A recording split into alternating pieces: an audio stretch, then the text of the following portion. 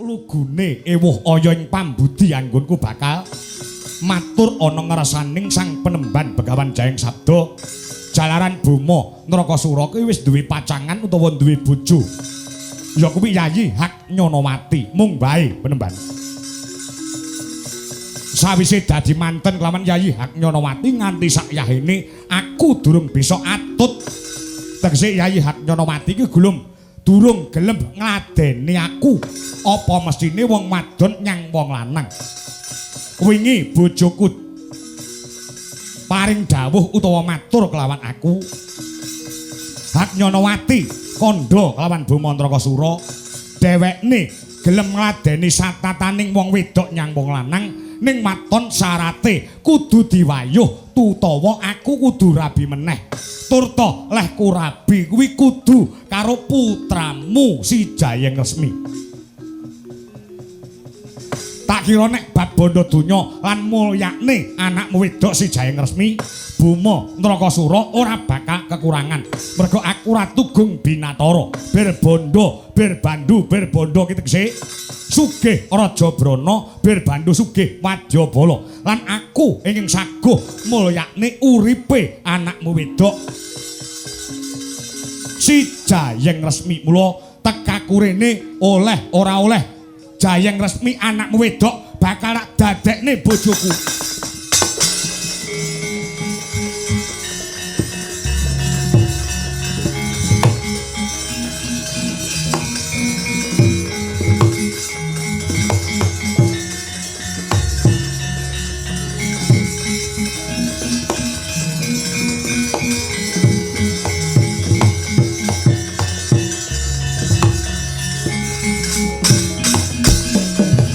Masanya para tangga winduyat amun-amun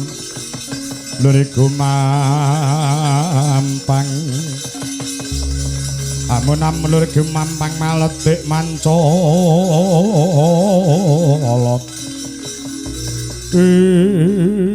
ladalah ya jagat ya dewa ya Bathara bingah raos sing manah kula sinuwun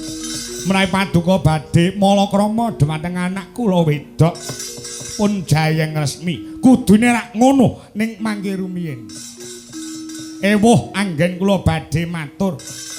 ewuh perkara apa ilang ana Durgama Sangga Runggi rikuh kang satepek ewuh alangane apa lan pancen duweni syarate apa aku kudu bisa mboyong marang putramu putri Jayeng Resmi minangka dadi garwaning Boma Nrakasura ngeten lho tak matur langkung rumiyin mboten wonten kata-kata utawi ucapan kangge nampik penglamar paduka nek kowe nampik penglamarku apa pengin papan iki tak dadene Karang Abang watelah niku sing kula kuwatosaken ora sandredeg kowe omongan karo aku nggih saking teratap keringet kula niku mak brol pun anyep kabeh niki. Mboten kok niki wau sasar susur tembung kula pancen wong wedi niku nggih lek ngomong nggih ngoten niku ngoten. Rumangsane aku salah, aku kok tau salah omong. Lho lah banjur repot titip mengkiriyen ta kosek. Lho Mas kula niku ati kula niku wekasanipun angel rasa digarap kosek ta. Ngeten lho maksud kula. Rawuh panjenengan mriki niku mboten ijen. Ora ijen piye? Padha karepe, padha sedyane. Niki wau dereng ngantos kula paring wangsulan. Paduka wekasanipun rawuh ugi nglamar dumateng anak kula pun Jayeng Resmi. Dadi tekaku rene modho karep nunggal sedya. Padha-padha kepengin ngayunake dumateng anak kula pun Jayeng Resmi. Raden Gatotkaca minangka dadi dutaning Raden Wisanggeni ingkang uga badhe ngamar dumateng anak kula. Gatotkaca tekan kene. Inggih, lakar kados mekaten. Endi wonge? Wonten wingking panjenengan. Dasar telek.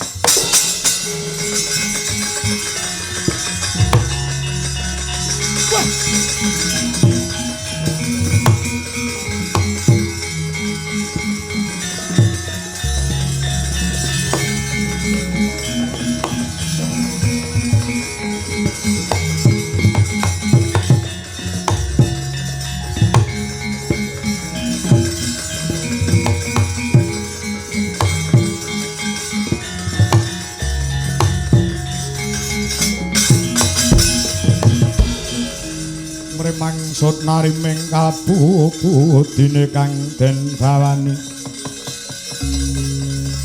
penganing diasukurila badane kebawasami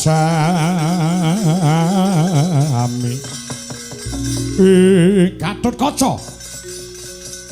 Kakang Bima Narakasura Edyan aku ki gumun karo kowe sing dinggumuni perkara apa Kakang Bima Narakasura waton aku duwe sedya waton aku duwe karep kowe sing dadi pepalang eling ora nalika yen rebutan Wahyu Topeng Waja Bima Narakasura ya pengin kecondhoan Wahyu Topeng Waja kowe lanyo-lanyo ganggu gawe kawan Bima Narakasura bekasane aku karo kowe geger padha jotosan ana meneh perkara rebutan Kikis Tunggarana aku karo kowe geseh aku karo kowe geger meneh iki perkara wang wadon utawa perkara cah wedok meksa kowe mbebarung sinang sing barung sinang kuwi Kakang Bima dudu Gatotkaca mergo tekane kene kuwi dhisik Gatotkaca timbang Kakang Bima Narakasura cekak cupete kowe gelem lunga apa ora nek kowe ora gelem lunga lan ngendhake sedyamu ora murung adu jotos kelawan Bima Narakasura ora murung tak cekel tali gocimu tak antem teng teng teng lakon rubuh dina samangko rasah ning kene nek ngejak geger njaba kono